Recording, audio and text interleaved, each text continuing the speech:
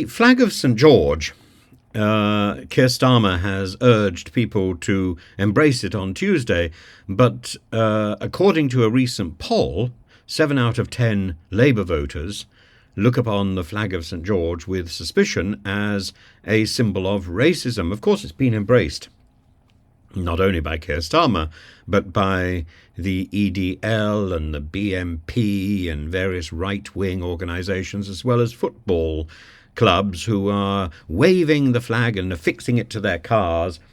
Even on television programmes, the newscasters, confidently proclaim that they put the flag out on World Cup days. Well, the flag has much more significance than that.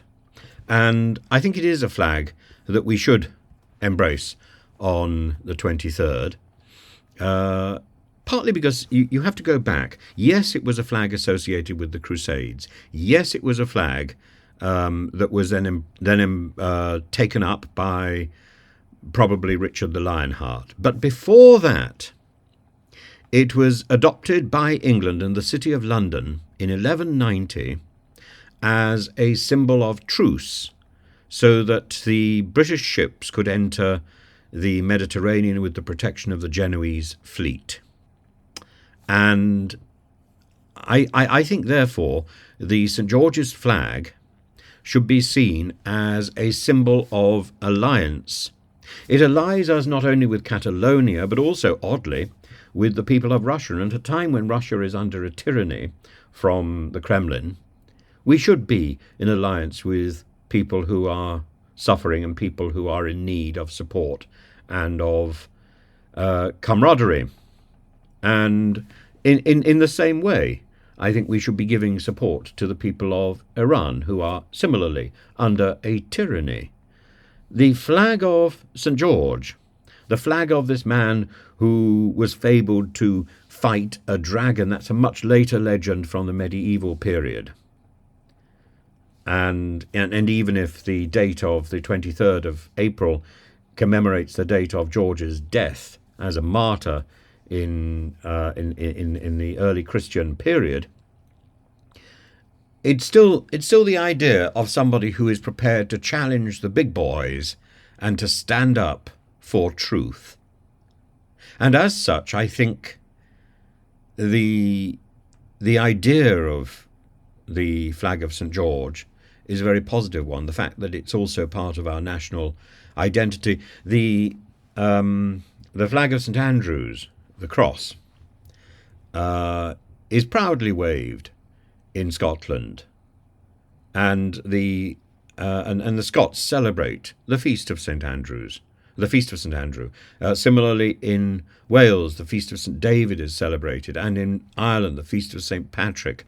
We should be proud of our national saint, and in addition, the greatest and the oldest heraldic system, the Order of the Garter, founded in 1348, is also part of the insignia associated with St George, and is on the royal standard. So I think the fact that the George Cross forms the centre of the combined British flag, which starts off in 1606, and then eventually we get the Union of the Act of Union in 1707, and so on. The fact that St George's Cross is the centre of the Union flag, the Union Jack, is a good reason to celebrate. The fact that we don't drape ourselves in the flag is partly because we have a monarchy, a personal representation of our country. And we should be proud of that as well. But at the same time, the flag of St George is a flag of personality. It's a flag it's the iconography of alliance. It's the iconography of friendship.